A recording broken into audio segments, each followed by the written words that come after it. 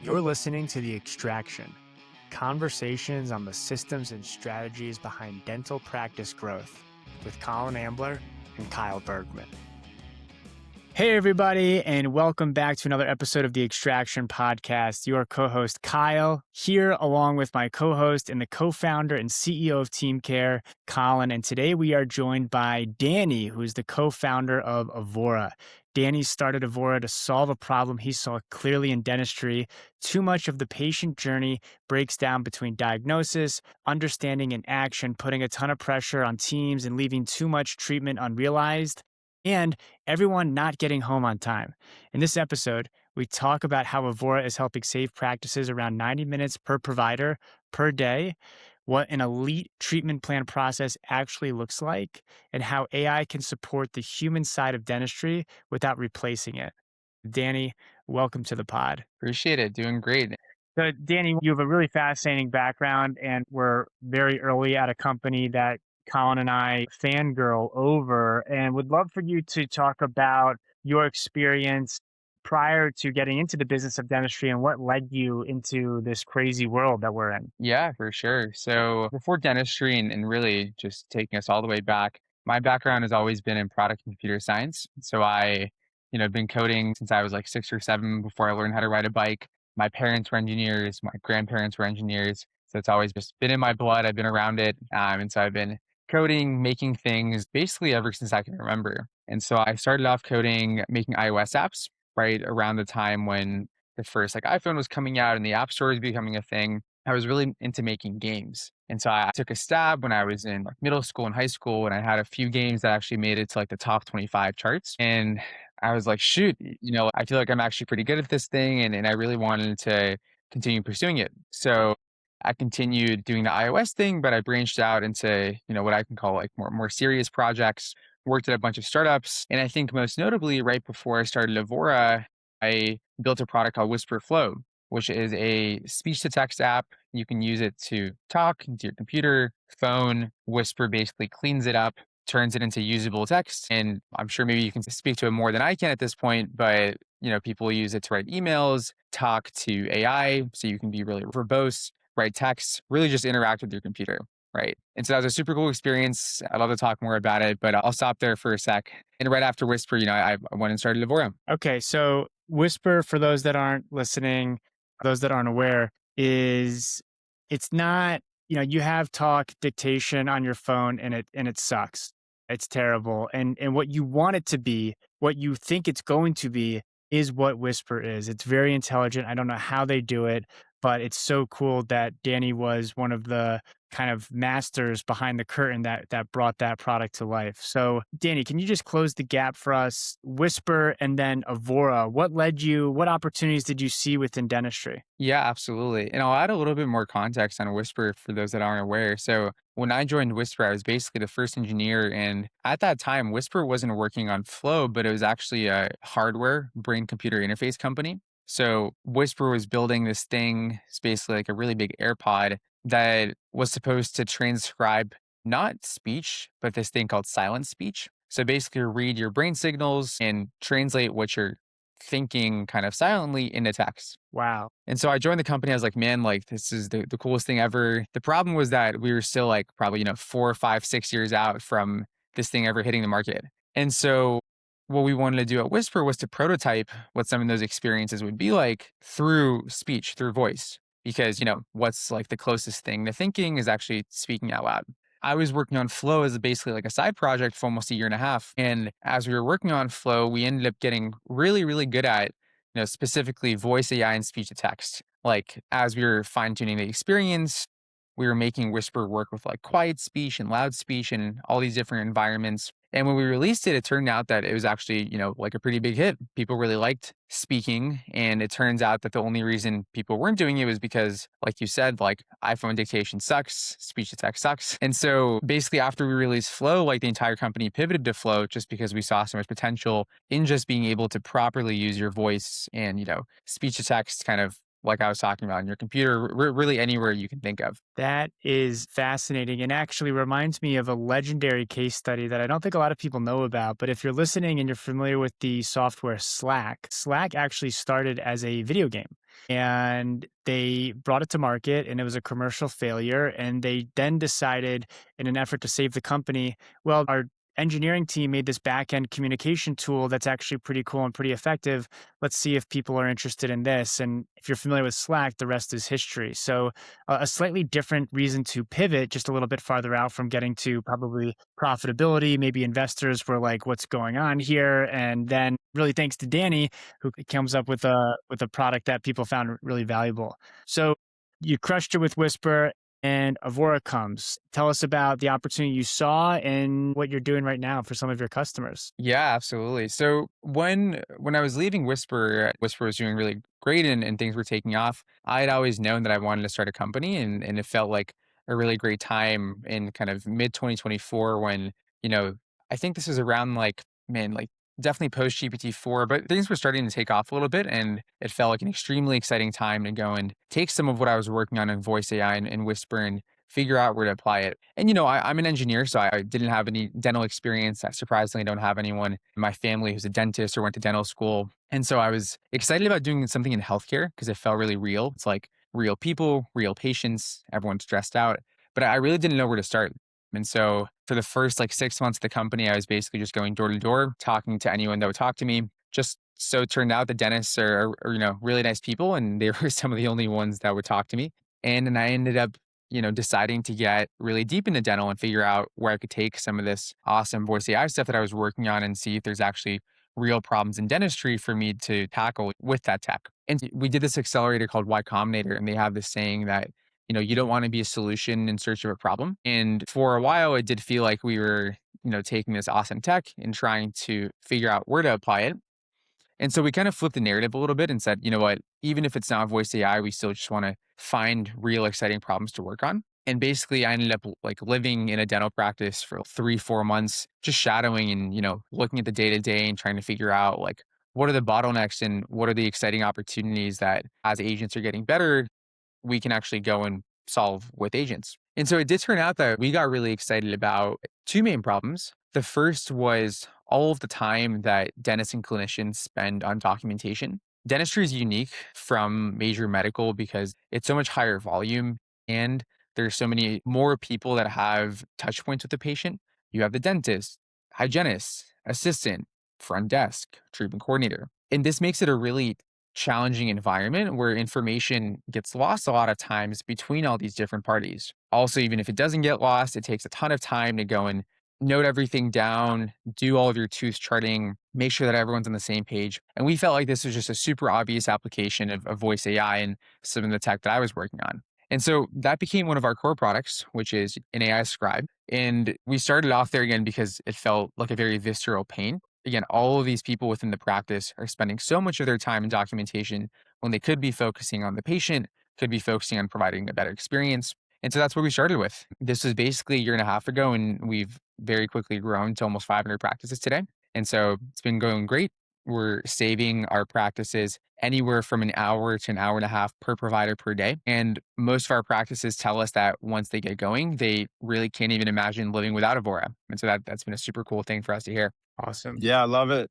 I'll bring like a story to it. I think that Avora has so much legs. I'm super excited about it. For listeners that are maybe asking, wait, is TeamCare going to integrate with Avora? The answer is undoubtedly yes. We're really excited about that. And some of the cases that I can relate to when I was working inside the office is even this case of a perio charting, which I think is one of your core like brass tacks kind of cases. For those that don't know, like this perio charting is taking a measurement of people's gum health, and a hygienist has to go inside the mouth and put a probe on every single tooth and record it into the PMS system. And when you do that, like if you can imagine how tedious that is of like going in the mouth and being focused on one, two, or three teeth, and then shifting your attention and turning away and going to a computer screen and typing a number, like it's really distracting and inefficient. And so back in the day when we were doing this, we would call someone into the room and have them kind of perform that like a buddy system and just say, hey, type these numbers for me, 1, 2, 3, 1. And even that was inefficient. Like you would take away from someone else's job to come in and do this. And so, I mean, I think the perio charting is a real classic case. And maybe there's some other AIs that have been doing that or like just scribers. 100%. Yeah. When we really started getting into this, we realized that, man, there's so much data that's sitting in these recordings and transcripts that we're recording that can be used for more than just perio charting or just notes. And so, one of those really cool examples that Colin's referring to is one of the things we started doing early on was taking the recordings and starting to quote unquote grade them or evaluate those recordings in regards to patient experience and how I, as a doctor, or I, as a hygienist, or I, as a treatment coordinator, am actually communicating with my patients. And so, at this point, we've done over like 200, 250,000 recordings. And the really interesting insights that have emerged out of it are, for example, if when I'm seeing a new patient and I'm a hygienist and I kind of tee up what the doctor is going to talk to me about, like, hey, Kyle, I noticed that you might have a watch on this tooth. Has that been hurting? Like, hey, Kyle, you told me this hurts. Heads up, doctor might talk to you about this. And then the doctor comes in and reiterates that, right? It's like, hey, I know, you know, Colin, the hygienist, talked to you about that. That results in almost $500 more production per exam than when the hygienist doesn't tee it up. And so we found countless insights like these, right, that we're now feeding back to our customers and are able to recommend to them how to better run their appointments in a hyper personalized way. So, number one, patients get the care they need. Number two, patients are happier. Number three, the patients actually stay with your practice because they feel cared for, right? And so that's been just like one of the many applications that we're really excited about that we've been able to already take advantage of with the recordings and transcripts that we have today. Danny, that's really powerful. One of the things that Avora says on your site is that your agents also help educate patients in addition to helping boost case acceptance with the ways that you just clearly articulated. I'm curious what that patient education looks like in the practice. And then also, I think a little bit of an elephant in the room. I'm sure that some of your potential practices may have been skeptical or concerned about at the beginning, but talk a little bit about trust with patients and practice owners when it comes to AI. We're recording a few days after Alex Karp from Palantir. Some people think that he just lost it on air with CNBC. Other people think that he was the most clear thinker to say something. There's a lot of mistrust around AI. So curious how Avora approaches it and how you're educating patients. Yeah, for sure. And maybe I'll start with your second point, which is really in the point of trusting AI. I think an objection we hear a lot when we get into a practice is, especially if I'm an older hygienist or I'm just someone who isn't comfortable with technology, folks don't like the idea of being recorded because traditionally they'll associate being recorded with like surveillance or someone like getting all up in their business. And I'd say when folks get going with Avora, they realize that number one, no one has time to listen to them. At the end of the day, this is a tool for them, to go and automate their documentation, become better communicators, save time and be protected against liability if there's ever a patient that comes back and says, we didn't talk about this. But still, I think, there's a lot of skepticism around, again, the true quote unquote like nature of AI is what the point is. And I think it's definitely amplified by a lot of the, current environment around OpenAI and Anthropic and all the government regulation happening.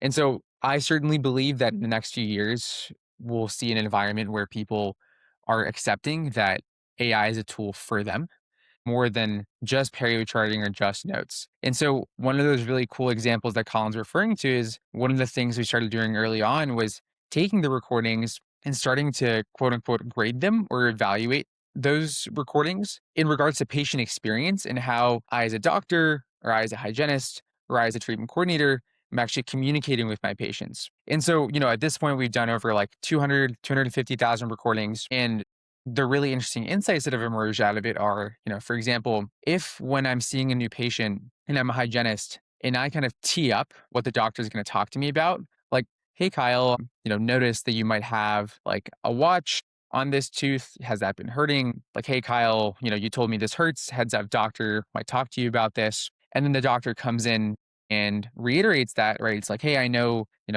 Colin, the hygienist, talked to you about that. That results in almost $500 more production per exam than when the hygienist doesn't tee it up. And so we found like countless insights like these, right, that we're now feeding back to our customers and are able to recommend to them how to better run their appointments in a hyper personalized way. So, number one, patients get the care they need. Number two, patients are happier. Number three, the patients actually stay with your practice because they feel cared for, right?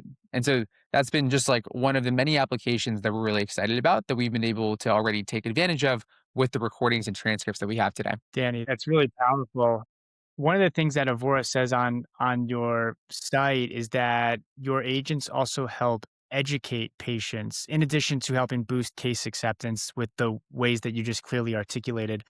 I'm curious what that patient education looks like in the practice. And then also, I think a little bit of an elephant in the room. I'm sure that some of your potential practices may have been skeptical or concerned about at the beginning, but talk a little bit about trust with patients and practice owners when it comes to AI. We're recording a few days after Alex Karp from Palantir. Just some people think that he just lost it on air with CNBC. Other people think that he was the most clear thinker to say something. But there's a lot of mistrust around AI. So curious how Avora approaches it and how you're educating patients. Yeah, for sure. And maybe I'll start with your second point, which is really in the point of trusting AI. I think an objection we hear a lot when we get into a practice is, especially if I'm an older hygienist or I'm just someone who isn't comfortable with technology, folks don't like the idea of being recorded because traditionally they'll associate being recorded with like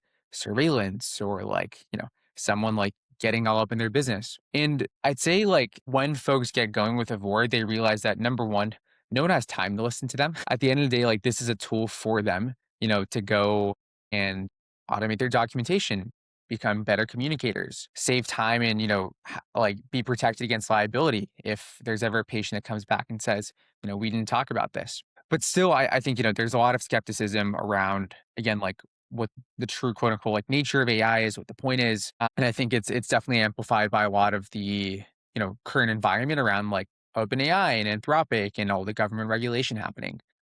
And so I certainly believe that in the next few years, we'll see an environment where people are accepting that AI is a tool for them and is a tool to help you. And, that's it. But it's definitely an interesting environment to operate in right now because we're finding that we have to do a lot of that education right now in helping folks get comfortable with like, really not only even our system, like any AI system, right? That's helping them do their jobs. So that's in the first point. On the second point around how are we, educating patients. So I mentioned one of the things we're super excited about is taking our recordings and transcripts and being able to build products and experiences on top of them. And so, for example, one of the things we're working on with regards to patient education is giving your appointment and how things went, right? Like, what were you concerned about?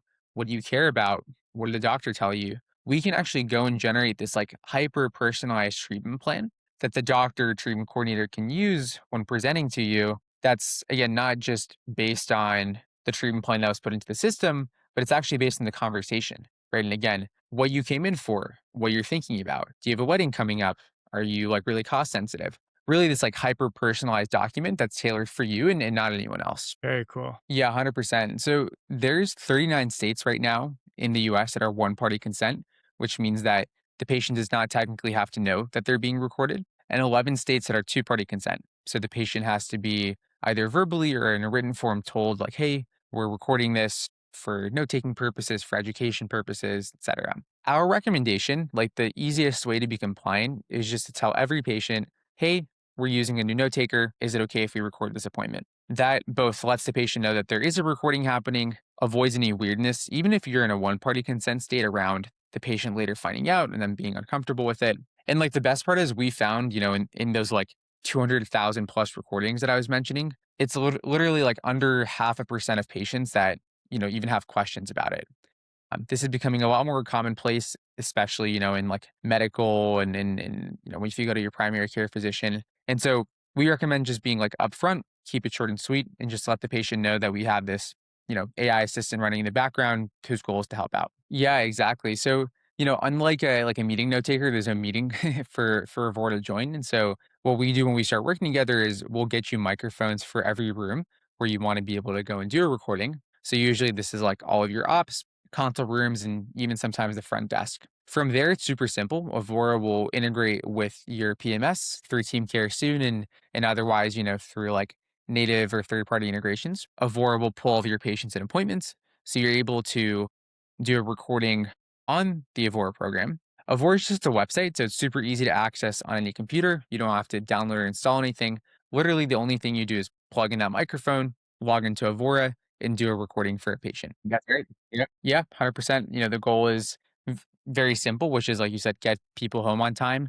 We find that resonates because I've never talked to anyone who wants to stay at the office after hours doing documentation, trying to remember what the hell you talked about with the patient like 6 hours ago. And so that really is our motto, right? Just get home on time, focus on all the other things that you should be focusing on, either relaxing or running a business that's not, documentation and notes. One last question I want to ask you, Danny, is kind of thinking outside the traditional lanes that people are probably where their mind is right now, which is improving the patient experience, increasing treatment plan acceptance. But I'm also thinking about how there could be some wins from improving operational processes within practices that are captured, and also maybe from a marketing standpoint. So I'm curious if you have any specific case studies where the recordings have helped provide a almost counterintuitive lift to a practice in a way maybe they didn't expect. Yeah, absolutely. I mean, when a practice signs up for us, it's mainly either because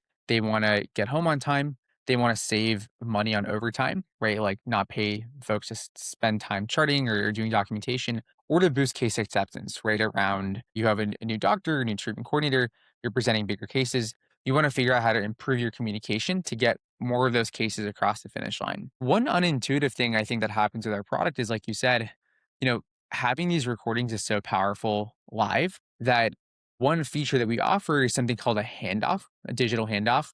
A lot of practices today, when you are going from a hygienist to a doctor, doctor to the front desk, will go in and do this, informal handoff process where they'll describe to the next person, hey, this is Kyle. He, has some pain in his upper right. We're going to do, a filling, and we're also going to like give him a night card.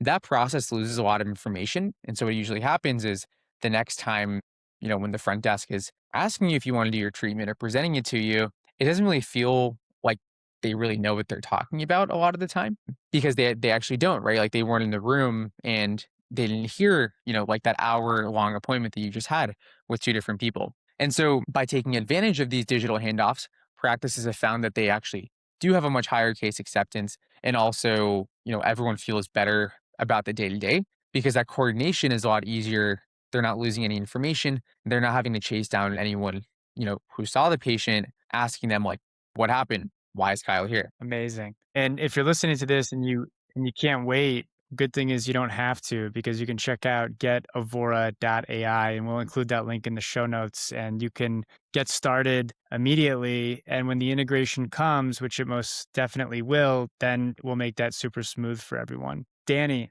thank you so much for joining us, and congratulations on building a really powerful tool. It's awesome. Appreciate you guys having me. Thank you for listening to The Extraction with Colin Ambler and Kyle Bergman. Read episode notes and transcripts at teamcaredental.com.